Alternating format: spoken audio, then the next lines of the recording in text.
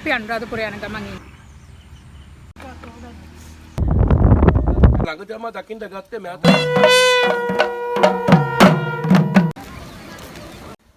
මේ කලාවැවේ අයබෝවන් ශකිස්තින් YouTube channel එකට සාදරයෙන් පිළිගන්නවා ඔයාලා හැමෝම. යමුද මගිත් එක්ක අනුරාධපුරේ කිව්වට අනුරාධපුරේ විතරක් නෙවෙයි. උතුරු මැද පළාතේ තැන් කීපයකටයි සීගිරියටයි යන්. අපි ඇත්තටම අනුරාධපුරේ ගියේ අපේ අම්මගේ නංගිගේ යුවමනාවට ඒගොල්ලන්ට ඕන වුණා අනුරාධපුරේ රුවන්වැලි සෑයටයි ජයසිරි මා බෝධියටයි වන්දනා ගමනක් යන්න. එයාලට යන්න ඕනුනේ වන්දනා ගමනක් වුණාට මට ඕනුනේ ට්‍රිප් එකක් යන්න. ඉතින් මම කල්පනා කරා යන එකේ ඔන්න ඔය තියෙන සේරම බලාගෙන ඉමුයි කියලා. ඒ ප්ලෑන් එක අනුව අපි ගියා අවකන බුදු පිළිම බලන්න, එතකොට ඉසුරුමුණිය පෙමියොල බලන්න, අනුරාධපුරේ අටමස්ථානෙන් ගොඩක් ඒවා බලන්න. ආයෙ නිකන් හිටියේ නෑ සීගිරියටත් ගියා. අපිට අහම්බෙන් හම්බුණා කඩුගෑගල කියලා විහාරයක්. ඒකටත් ගියා. මොනා කරන්නත් කලින් කාලා බීලා ඉන්න එපැයි. ඉතින් අපි ලස්සන තැනක අපේ වාහනේ නවත්තලා අපේ උදේ කෑම ගත්තා. රසම රස කහබත් එකකුයි සෝයා මීට් ඩෙවල් එකකුයි අම්මා දාගෙන විලා තිබ්බා. ඒකට මම පරිප්පුවක් සෙට් කරගත්තා.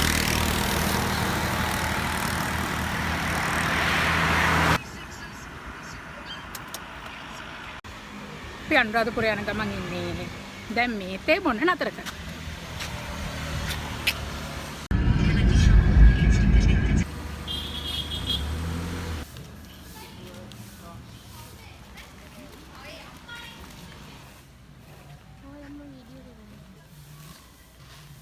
මේ ගස් ලස්සනයි.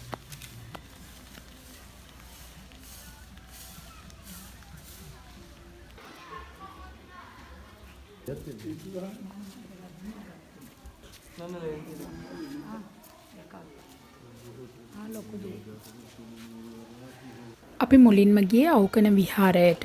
අවකන බුදු පිළිම වහන්සේ දැක බලා ගන්න.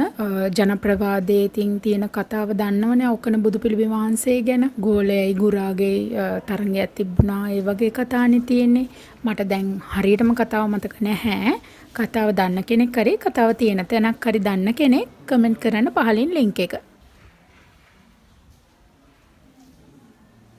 ඕමයිනේ. කොහොම කෙටුවක් දන්නේ නැහැ නේද? අලුකල කොහොම කැපුවා?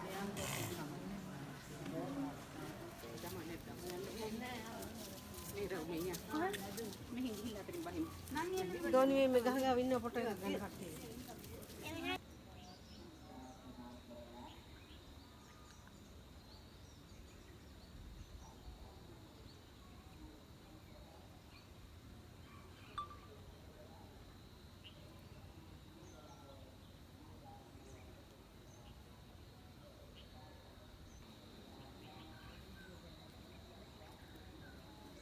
අනුරාධපුරේ යන ගමන් අපි ආව අවකන රජමහා විහාරය බලන්න.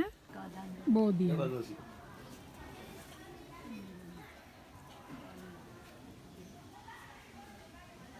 එංගලන්තින අර්ථ 25ක්.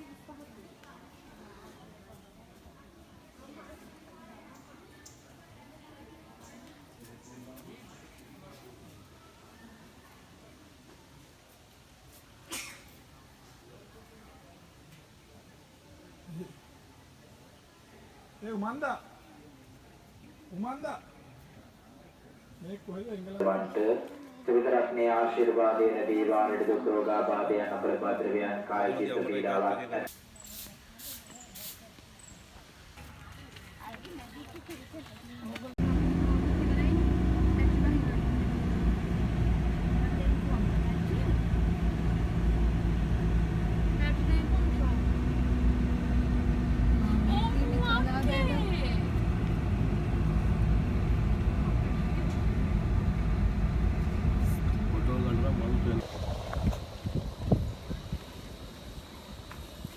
මේ මං හිතන්නේ මේ මාළු රස්සාව කරන අයගේ බෝට්ටු වෙන්න තිනේ. අම්මලට ගන්න. වෑන් එකේ ඉන්නේ යන්නේ.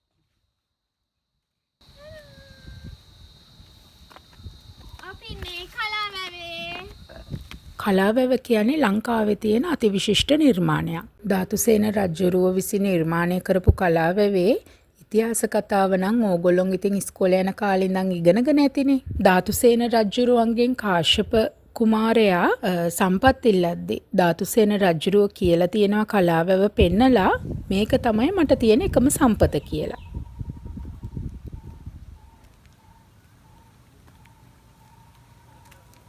අපි දැන් ඉන්නේ කඩුගලගෑ විහාරයේ. මේ පන්සලේ ඉතිහාස කතාව තමයි දුටුගැමුණු රජතුමා යුද්ධයට යනකොට එයාගේ කඩුව මෝහත් කරපු තැන තමයිලු මේ පන්සල හදලා තියෙන්නේ.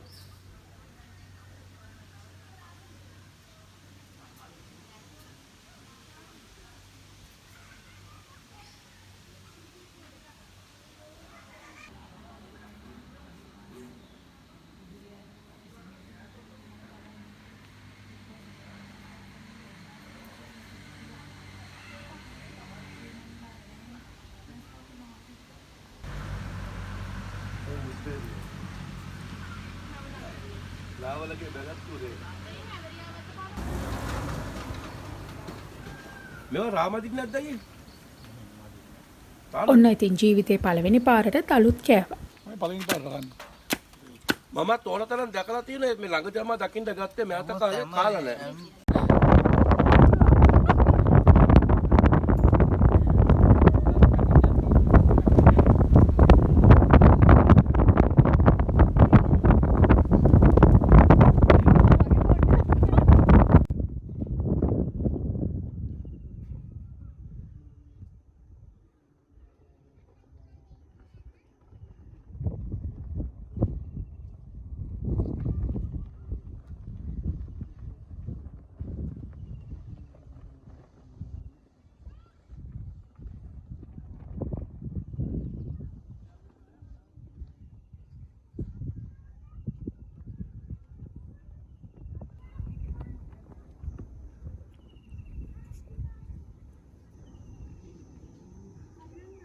අපි ඉතින් අනුරාධපුරයට ආවා. අනුරාධපුරයට ඇවිල්ලා අපි ගත්ත රූම්ස් වලට යනකොට අපිට මෙන්න මේ විදිහේ මල් පෙරහැරක් හම්බ වුණා. ඉතින් අපි අපේ රූම්ස් වලට ගිහිල්ලා වොෂ් එකක් දාලා ජයශ්‍රී මහා බෝධියටයි රුවන්වැලි සෑයටයි යන ලෑස්ති වුණා. ඒ වගේම ළඟපාත තිබ්බ අටමස්ථාන වලින් කීපයකුත් වැඳ පුදා ගත්තා.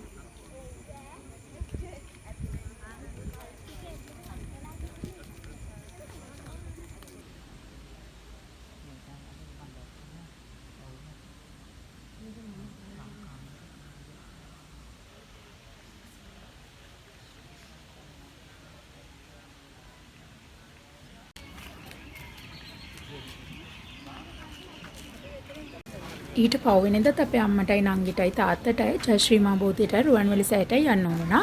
ඉතින් ඒගොල්ලොන් ඒ ගිහින් එනකන් අපි දන්සලක් වෙන්නා. පළවෙනි එක බලන්න ආවේ. ඔව් ඉස්සෙල්ලාම අටමස්ථාන ආදී නැතිවත් නෙමෙයි.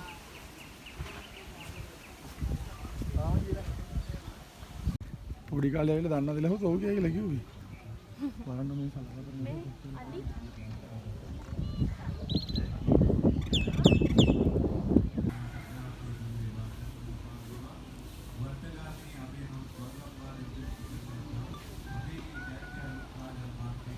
මෙන්න මේ බිත්තියේ ඇඳලා තියෙන බුද්ධ රූපවල කකුල් අපි යන පැත්තට හැරෙනවයි කියපු නිසා මම ඉතින් වීඩියෝ එක ඔන් කරගෙනම ඒක බැලුවා. ඇත්ත අපි මේ දකුණු පැත්තේ හිටියොත් කකුල් දකුණු පැත්තට ඇරලා වගේ පේනවා. වම් පැත්තේ හිටියොත් වම් පැත්තට ඇරලා වගේ පේනවා.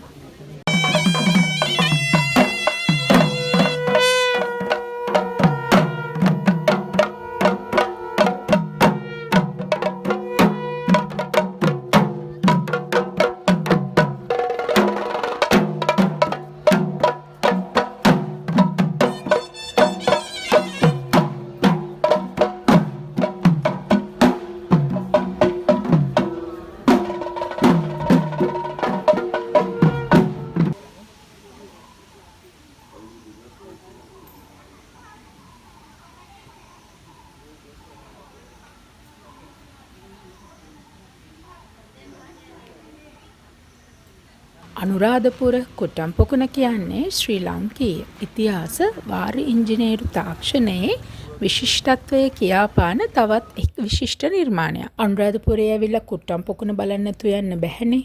පොඩීම කාලේ ඕව බලලා තිබ්බට දැන් ආයේ ගිහිල්ලා බලලා මතකය අලුත් කරගත්තා. අමල රෝසි මාළු බලනවා.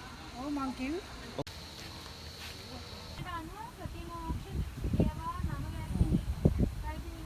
ඕකේ නම් බයි.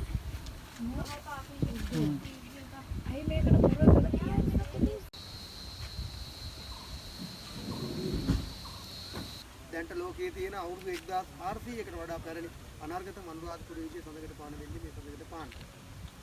මේ සඳකඩ පාන සම්බන්ධ ඉතා වටිනා පංචාවාස කියන්නේ ගොඩනැගිලි පහකින් සමන්විත පන්සල කියන අදහස. ඔයගොල්ලන් හොඳින් හතර පැත්ත බැලුවොත් හතර පැත්තේ ගොඩනැගිලි හතරයි, මැද මේ ගොඩනැගිලි පහයි. මැද මේ ගොඩනැගිල්ල තිබිලා තියෙන්නේ පිළිම ගයක්. අර කෙළවරේ ගල් කණු හතරක් තියෙනවා, ගල් කණු හතර මැද රවුම් ගලක් තියෙනවා. එතන තිබිලා තියෙන හිටි පිළිම වහන්සේ කෙනෙක්. මේ පිළිම ගයට ඇතුළු වෙන දොරටුවේ තියෙන පාගාගෙන යන්න යොදලා තියෙන පා පිස්සර තමයි අපි සඳගඩ පහන කියලා කියන්නේ. සඳගඩ කියන්නේ සඳෙන් අඩක් කියන එක, පහන කියන්නේ පාෂාණ ගල කියන එක. ඒ අදහස ඇතුව තමයි සඳගඩ පහන කියන නම යොදලා තියෙන්නේ. මේ පිළිබඳව පුරාවිද්‍යාඥයන් නොයෙකුත් මත ඉදිරිපත් කරලා තියෙනවා. ඒ අතරින් පිළිගත්ම අදහස විදිහට සලකන්නේ මහාචාර්ය සෙන්රත් පරිණිතාර මහත්තයාගේ අදහස. එයාගේ අදහස රණුව මේ සඳගඩ පහනේ පිළිඹු වෙන්නේ බෞද්ධ අදහසක් විදිහට තමයි සලකන්නේ. ඒ අනුව පළමුවෙන්ම තියෙන්නේ පලාපිති මෝස්තරේ නිර්මාණය කළ තියෙන ගිනි දැල්ල එහෙම නැත්නම් නා දැල්ල. ඒකෙන් අදහස් කරනවා සියලු ලෝක සත්‍යය නිරන්තරයෙන්ම රාග, දේශ, මෝහ කියන ගින්නේ දෙවි ඉන්නවා කියන අදහස. ඊට පස්සේ තියෙනවා ඇතා, අශ්වයා, සිංහයා, ගවයා කියන සත්තු 4 දෙනා. ඒකෙන් අදහස් කරනවා ජාති, ජරා, ව්‍යාධි, මරණ කියන 4 මහා බය. එහෙම නැත්නම් ඉපදීම, ලෙඩවීම, මහලු වීම, මරණය කියන 4 කාරණා 4.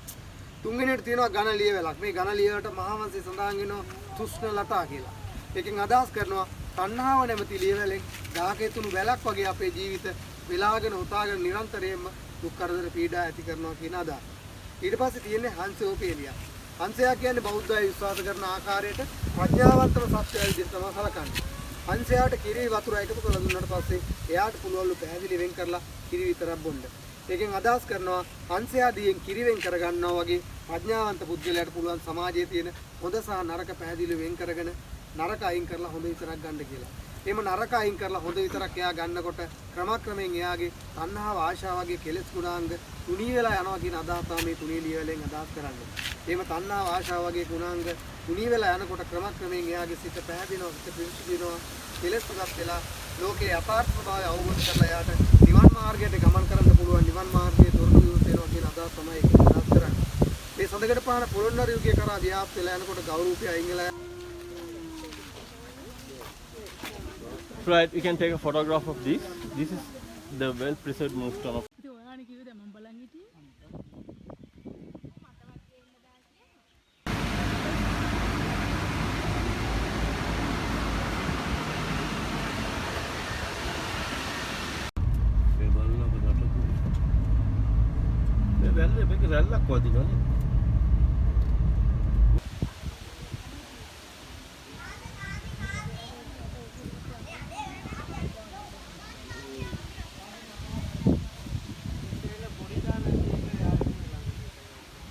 ඉසුරුමුණිය විහාරයේ තියෙන ඉසුරුමුණිය පෙම්යුවල ඉන්න කෞතුකාගාරය වීඩියෝ කරන්න දෙන්නේ නැහැ.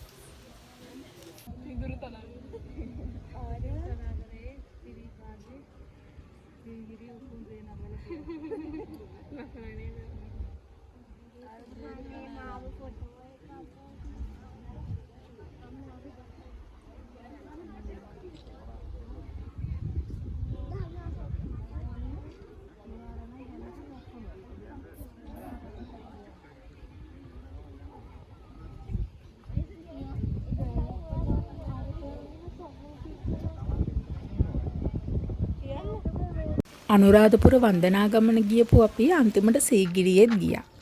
සීගිරියේ මම මේ යන්නේ 3 වෙනි පාර. ඒ වුණාට සීගිරිය කියන්නේ මම පුදුම තරම් ආස තැනක්. ආයේ යන්න ලැබෙනවා නම් යන්න හිතෙන තැනක්. සීගිරියට ඇවිත් මෙන්න මේ විදියට ලංකාවෙම ලස්සන පේනකොට ආයේ යන්න හිතෙන්නේ නැහැ. ඔයගොල්ලන්ටත් මේ අත්දැකීම මේ විදියටම ඇති.